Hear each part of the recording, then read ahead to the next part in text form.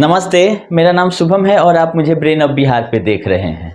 संसद में तो हंगामा हो ही गया है सहारा वाला मैटर पे।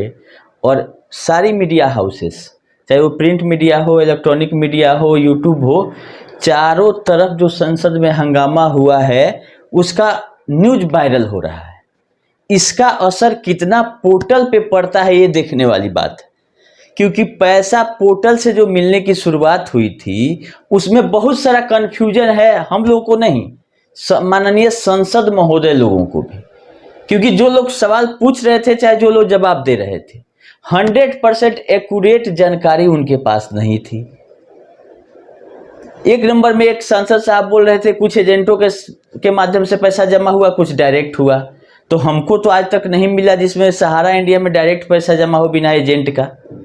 वो कहना कुछ और चाह रहे थे कि कुछ लोगों का ऐसा कन्वर्जन हुआ है या जिनके पास पेपर सही तरीका से नहीं है, जो पेपर खरीद लिए हैं या बदल लिए हैं, या जिसका डेथ हो गया है, जिसका आधार से क्लेम नहीं किया जा सकता है। उनके कहने का मकसद ये हो सकता है कि पोर्टल के अलावा ऑफलाइन भी, जैसे डेथ क्लेम है या 31 मार्च 2023 के बाद का है, या जो लोग ऑफिशियली अनऑफिशियली पेपर खरीद बिक्री किए हैं, जिनको अपने से ज्यादा सहारा पे भरोसा था, उन्होंने कुछ बार्गेनिंग करके पेपर अपने नाम पे ट्रांसफर कराया है। ये ऑफिशियली था नहीं था ये सहारा जाने, क्योंकि सहारा के डाटा में पुराने डिपॉजिटर का नाम है और बाद में उसको ट्रांसफर दिखा के कुछ लोग एजेंट अपने नाम पे कर ले। तो ये उनके कहने का मकसद था, लेकिन उन्होंने बोल दिया कि कुछ डायरेक्ट हुआ, कुछ इनडायरेक्ट हुआ, जाए मतलब एजेंट के माध्यम से। सारा सहारा में डिपॉजिट एजेंट के माध्यम से ही हुआ है, ये चीज उनको क्लियरिटी रखनी चाहिए।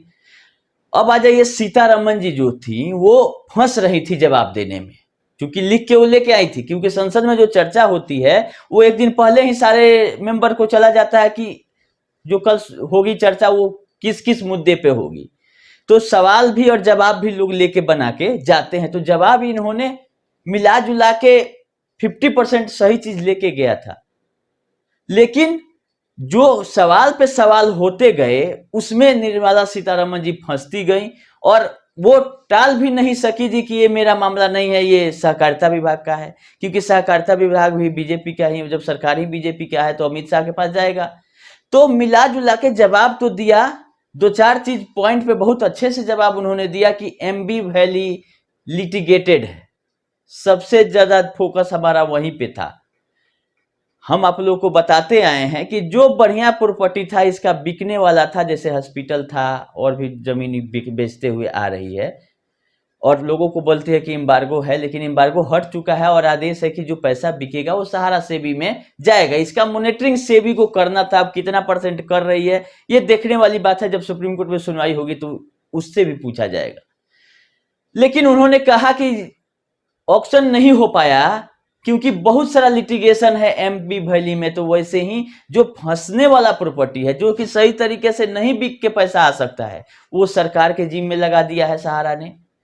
और जो अच्छा प्रॉपर्टी है, जो अच्छे रेट में बिक सकता है, उसको ये उड़ाते हुए आ रहा है 2015-16 के बाद, जब से एम्बार्गो हटा दिया गया और बोला गया कि जो पैसा बिकेगा पहले सहारा सेबी में आपको जमा करना है, इसके बाद आप कोई काम कीजिएगा, चाहे वो टैक्स का भी पेमेंट क्यों ना हो, पहले 25,000 करोड़ पूरा होना चाहिए। एक संसद महोदय ने यह भी पूछा कि 15,000 करोड़ ही जमा करके क्यों हुई सेबी शांत हो गई, जबकि 25,000 लेना था, क्या इतना ही का संपत्ति सहारा के पास है?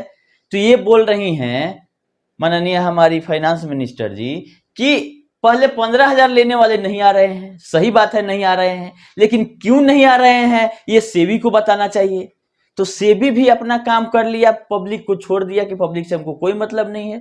सेबी ने कोर्ट में यही कहा कि इन्होंने चेक और ड्राफ्ट के माध्यम से पेमेंट करना था, वो नहीं किया, हम कैश पेमेंट को नहीं मानते। सेबी ने अगर ये चीज क्लियर कर दिया रहा था कि पेमेंट इन्होंने नहीं किया ये सही है, लेकिन कन्वर्ट कर दिया, एक तरफ ये रिसीविंग दिखा रहे हैं, दूसरी तरफ पेमेंट दिखा रहे हैं, ये चीज क्लियर नहीं, जिसके चलते लोग परेशान आज तक है। और बात एसएफआईओ की भी होगी, ईडी की भी होगी, क्योंकि एसएफआईओ पर ही मामला टाल दिया गया कि एसएफआईओ जांच कर रही है। तो 3 कंपनियों का जांच, जिसमें क्यूसॉफ्ट शामिल है, 2018 में ही मिला था। फिर 6 कंपनियों का जांच 2020 में मिल गया। तो इन 9 कंपनियों का जांच पिछले 4-5 साल में चल रहा है। इसका रिपोर्ट कब आएगा ये देखने वाली चीज है, क्योंकि अब हंगामा हुआ है तो थोड़ा सा सुगबुगाहट होगा सारे डिपार्टमेंटों में, क्योंकि अभी हंगामा हुआ है तो हो सकता है कि आगे भी हो इस पे चर्चा, क्योंकि 86,000 करोड़ का मामला है केवल डिपॉजिट अमाउंट, और 86,000 करोड़ नहीं कह पा रही थी सीतारमन। आप लोग ध्यान से देखिएगा, ये बोल रही है कि 374 करोड़ हमने पेमेंट किया, लेकिन 86,000 करोड़ रुपया का क्लेम आया। ये क्लियर नहीं बोल पाए कि आप 1% पेमेंट कर रही हैं और 99% लोगों का क्लेम रिजेक्ट हो रहा है। और ये भी क्लियरिटी उनके पास नहीं था कि जो 10,000 दिया जा रहा है वो 10 लाख वाले को भी 10,000 दिया जा रहा है। उनको ये बता दिया गया या वो ये समझ गई हैं कि मात्र 10,000 या उससे नीचे के लोगों को हम लोग अभी क्लेम किए हैं, मतलब क्लेम करने के लिए परमिशन दिए हैं। ऐसा नहीं है, क्लेम सभी लोग कर दिए हैं।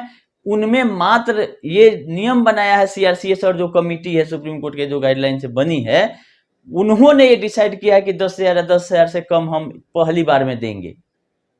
नहीं तो क्लेम अगर सही से प्रोसेस हो तो 86,000 करोड़ में लमसम 50,000 करोड़ का क्लेम तो आसानी से प्रोसेस हो सकता था, लेकिन पैसा कम था, इलेक्शन सर पे था, पोर्टल ला दिया गया, भले उससे भुगतान हो चाहे नहीं हो। लेकिन अब सरकार घिर चुकी है, सितंबर में डेट भी है, तो देखने वाली ये बात है कि सेबी अगला कदम क्या उठाती है, क्योंकि ये मात्र 3 कंपनी का अपना जिम्मेवारी ले रही है, सहारा इंडिया कमर्शियल, रियल एस्टेट और हाउसिंग, क्योंकि सेबी का विवाद मात्र तीनों से है। क्यूसॉप में सेबी ने पहला झाड़ लिया था कि क्यूसॉप कोई डिपोजिट का स्कीम ही नहीं था, बॉन्ड पे लिखा हुआ ही नहीं है कि हम इंटरेस्ट देंगे। तो सुब्रत राय सहारा ने एक जाल बुना जिसके चलते सारे लोग फंस गए, जितने भी एजेंट हैं, चाहे वो कमीशन के मुंह में फंसे, विश्वास से फंसे, घर चलाने के लिए फंसे, उन्होंने जाल फेंका, सारा लोग को फंसा दिया। क्योंकि जो पेपर सीतारमन जी मांग रही है वो रियल एस्टेट और हाउसिंग का है, वो तो सुब्रत राय को हम लोग दे दिए हैं, और वो भी रेवेन्यू स्टाम्प चिपका के उस पर साइन करके अंगूठा लगा के कि हमने पैसा अपना पा लिया। वही पेपर 127 ट्रक उन्होंने भेजा था सेबी को कि तुम देख लो, पैसा लेने वाला तो बोल रहा है कि हम ले लिया, अपना ओरिजिनल बॉन्ड हमको दे दिया है। वो तो सुप्रीम कोर्ट का शुक्र मनाइए आप लोग कि आंख में धूल झोंका, लेकिन सफल नहीं रहा इसका। जी, चाहे कितना बड़ा भी एडवोकेट एक खड़ा कर लिया सहारा ने, लेकिन अभी तक सफलता इसको कहीं मिली नहीं है, सिवाय टाइम काटने के। टाइम में अपना शुरू से काटते रहिए, ये जानती है कि क्या होना है, क्योंकि ये जानती है कि सेबी का ही जो आदेश था 15% इंटरेस्ट के साथ वापस करना, इसी को सारे न्यायालयों ने एज इट इज रखा है। सेबी ने रखा, उसका ट्रिब्यूनल रखा, हाई कोर्ट, उसके बाद सुप्रीम कोर्ट। जितना जगह ये गया इस पे और भारी पड़ते गया न्यायालय कि गलती तुम्हारा है, तुमको ब्याज समेत पैसा लौटाना पड़ेगा। लेकिन ना ये सेबी का बात माना, ना ट्रिब्यूनल का, ना लास्ट में सुप्रीम कोर्ट का भी बात नहीं माना, जिसका कंटेम्प्ट पिटीशन अभी चल रहा है। तो इसका मंशा ही नहीं था कि पैसा हम दें, और लोग जो बॉन्ड अपना सुपुर्द कर दिए और नया बॉन्ड क्यूसॉप का ले लिए, क्यूसॉप के बाद सोसाइटी में ले लिए, तो इतना जगह इसको घुमा दिया है कि इसको लिंकअप करना बहुत ही टफ काम है। क्योंकि कोर्ट चाहे कोई भी सिस्टम पेपर से चलता है, जो लिखा हुआ है वही है, बक्तम से नहीं कुछ चलेगा कि हमको नहीं समझ में आया। आप जब अंगूठा लगा रहे थे रेवेन्यू स्टैंप चिपका के कि हमने कैश में रियल एस्टेट और हाउसिंग का पैसा ले लिया, तभी आपके साथ धोखा हो रहा था। लेकिन ना ये कोई एजेंट बताया, ना फ्रेंचाइजी मैनेजर, ना सहारा, और लोगों को कमीशन मिल रहा था। तो इसमें और अच्छा लग रहा था कि 15% ब्याज के साथ पब्लिक का पैसा भी मिल जा रहा है, उस पर से 5-7% हमको कमीशन मिल जा रहा था, क्योंकि उस समय 5% देने की स्थिति में सहारा थी। अभी स्थिति ये हो गया कि इसको तो चारों तरफ से पाबंदी इस पे लग ही गई है, वो 5% कमीशन देने का भी पैसा इसके पास नहीं है, जिसके चलते इसका ऑफिस बंद हो गया। 5% देने की जिस दिन ये स्थिति में आ जाएगी केवल कमीशन, फिर से इसका ऑफिस का जितना धूल मिट्टी झाड़ के लोग बैठ जाएंगे, और फिर एक नया कंपनी इसको उठो, हमारी दुनिया तुम्हारी दुनिया खोल के, और लोगों को समझाने लगेंगे कि सारा मामला साफ हो गया, क्लीन चिट लेके सहारा आ रही है। जबकि सुब्रत राय सहारे का स्वर्गवास हो गया, उसके बेटा का कोई आता पता नहीं है, हम ये नहीं बोल सकते हैं कि वो विदेश में है, लेकिन वो कंपनी नहीं ज्वाइन कर रहा है, ये क्लियर है। वो क्या, कोई भी जो आपका मैनेजमेंट का आदमी है, जो रिस्पॉन्सिबल है, जो जेल जाने लायक है, वो लोग सामने आके नहीं बोलेगा कौन? ज्ञान दान पे जो लोग मूर्खों के सरदार हैं, मूर्ख तो थे हैं, मूर्खों के सरदार लोग ज्ञानदान पर आते हैं। तो वो सरदार लोगों को और कोई काम बचा नहीं है, पैंट शर्ट सिलवाए हुए थे, वो बचा हुआ उसका यूज कर रहे हैं, वो करते रहे। लेकिन लास्टली अब ईडी एसएफआईओ के हाथ में है कि कब तक ये लोग का पैसा दिलवा देती है या रिपोर्ट देती है कि और अरेस्टिंग और जब्त करती है। जब्त करना से बड़ी बात है कि जब्त करके ऑक्शन करके पैसा ले आना। सीतारमन जी ने हाथ इसीलिए खड़ा किया है कि इतना पेचीदा फंसा के रखी है कि इसको ऑक्शन करके पैसा लाना बहुत ही टफ काम है। अगर ऑक्शन करने से बिक जाने वाला रहता तो ये जैसे हॉस्पिटल बेची 940 करोड़ में, एमबी वैली भी बेच देती 2 लाख करोड़ में। कितना सेबी को देना था? मात्र 10,000 करोड़। उसके बाद सारी पाबंदियां इसकी हट जाती, लेकिन ये नहीं बेचे। लिक्विडेटर बहाल हुए, वो भी हाथ खड़ा कर दिए कि कोई ग्राहक नहीं है मेरे पास। ऐसा संपत्ति बनाओ कि कोई खरीदार नहीं खड़ा हो लेने के लिए। अब ये बोलिएगा कि तो 4 लाख करोड़ का है इसलिए नहीं कोई खड़ा हो रहा है, तो हम भी मना रहे हैं कि ये 4 लाख करोड़ का हो जाए, क्योंकि 62,000 करोड़ इन चारों सोसाइटियों का उसमें इन्वेस्टमेंट है। अब उस इन्वेस्टमेंट पर रिटर्न कितना आता है देखने वाली बात है। अगर पोर्टल से ब्याज नहीं दिया जा रहा है तो सहारा उसका ब्याज भुगतान करेगी। और किस कंडीशन में अगर सोसाइटियों का इन्वेस्टमेंट हुआ एमबी वैली में तो किस साल कितना हुआ ये पूछना जरूरी है। एक मिला जुला के आंख में धूल झोंकने के लिए एक डाटा दे दिया जाता है कोर्ट में। एक बार दिल्ली हाई कोर्ट में ये डाटा दिया है सहारा ने कि 62,000 करोड़ हम इन्वेस्ट किए थे और 86,000 करोड़ हम उठाए थे। किस साल कितना किया, पैसा आया कि वो भी कन्वर्जन था, कैश फ्लो का आपका क्या कहता है। तो एसएफआईओ ईडी लगा हुआ है, तो उम्मीद है कि जल्द से जल्द ये लोग अपना रिपोर्ट सबमिट करें, क्योंकि आरटीआई करने पर जवाब नहीं आएगा, क्योंकि जांच प्रभावित हो सकता है। और जांच जब तक नहीं आएगा तो संसद में कितना भी आप कुछ कर लीजिए, अब कुछ होगा तो भी सुप्रीम कोर्ट से होगा, क्योंकि संसद में भी लोग बोल चुके हैं कि सुप्रीम कोर्ट के निगरानी में सब हो रहा है।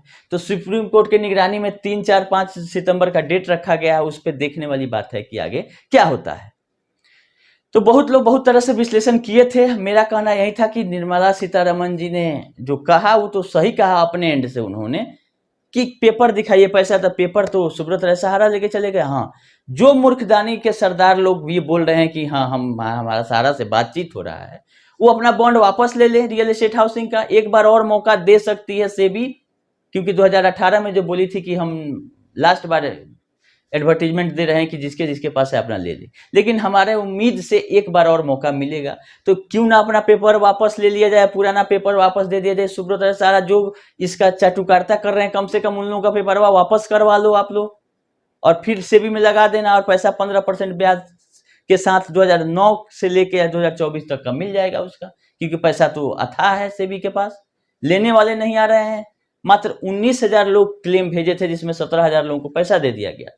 तो सेबी अपना पीठ थपथपाएगी ही कि 19,000 लोग ही काल के गाल में जाने से बच गए थे। काल का गाल मतलब सुब्रत राय का जो जाल था उसमें अपना पेपर नहीं फेंके 19,000 लोग, जिसमें 17,000 का क्लेम सही पाया गया, 2,000 का रिजेक्ट हुआ। लेकिन जो पोर्टल आया है इसमें मात्र 1% लोगों का क्लेम सही पाया जा रहा है और 99% लोगों का क्लेम रिजेक्ट हो जा रहा है। ये देखने वाली बात है कि इसका लूपहोल्स क्या है। तो लेने वाले तो खड़ा ही है 86,000 करोड़, उनका वेरीफाई कीजिए, आप दीजिए। तो वहां आप बोल रही हैं कि ये नहीं बोल रही हैं, अमित शाह जी बोल रहे हैं कि हम 10,000 ही देंगे फिलहाल। तो बाकी एमबी वैली से कब आप लेके आइएगा, कब इसका बिक्री होगा कि नहीं होगा, ये सब चीज क्लियर करने की जरूरत है। खैर, ज्यादा वीडियो को लंबा नहीं करते हैं। और 2 अपडेट लास्ट में आप लोग जान लीजिए। सहारा लाइफ का जो सुनवाई हुआ था 30 जुलाई का, उसका 19 अगस्त डेट रहा, और 6 तारीख को यानी कल जो सुनवाई था सहारा क्यू शॉप का, उसका 27 अगस्त, इसी महीना में अगला डेट, क्योंकि 34 नंबर पे मामला लिस्ट हुआ था, आज नहीं उसका सुनवाई हो पाया क्यू शॉप में। और सहारा लाइफ में सुनवाई हुआ था 30 तारीख को। इसके द्वारा मांग लिया गया समय, जैसे सहारा हमेशा बोलती है कि हमको जरूर और कुछ समय दिया जाए, क्योंकि हमको और बर्बाद करना है लोगों को। तो वो बर्बादी के लिए और 1-2 सप्ताह मांग ली। तो कोर्ट को कोई जल्दीबाजी नहीं है कि हम सुन के फैसला दें, और आगे बढ़ा दिया गया सहारा लाइफ वाले मामले में। तो 19 अगस्त है सहारा लाइफ का डेट, और सहारा क्यू शॉप का एनसीएलटी ट्रिब्यूनल का 27 तारीख का डेट है। और सुप्रीम कोर्ट में जो पिनक पानी मोहंती वाला 6 तारीख को टेंटेटिव लिस्टिंग था, वो लिस्टिंग नहीं हुआ। हम आप लोग को बताए थे कि 30 जुलाई को डेट था, उस दिन नहीं लिया गया। तो कंप्यूटर जनरेटेड अगला 1 सप्ताह के अंदर दिखाता है बाय डिफॉल्ट, तो 6 दिखा रहा था, लेकिन लिस्टिंग फाइनल आ गया नहीं है, डेट भी खत्म हो गया, हियरिंग नहीं हुआ और अगला टेंटेटिव डेट भी इस बार नहीं दिखाया जा रहा है, क्योंकि अब मामला और भी हाईलाइटेड हो गया है। उसमें लोग आईए पर आईए फाइल करते जा रहे हैं, जो सर पिनाक पानी मोहंती वाला PIL है। 6 तारीख को भी 2 आईए इंटरवेंशन का लोग लगाए हुए हैं।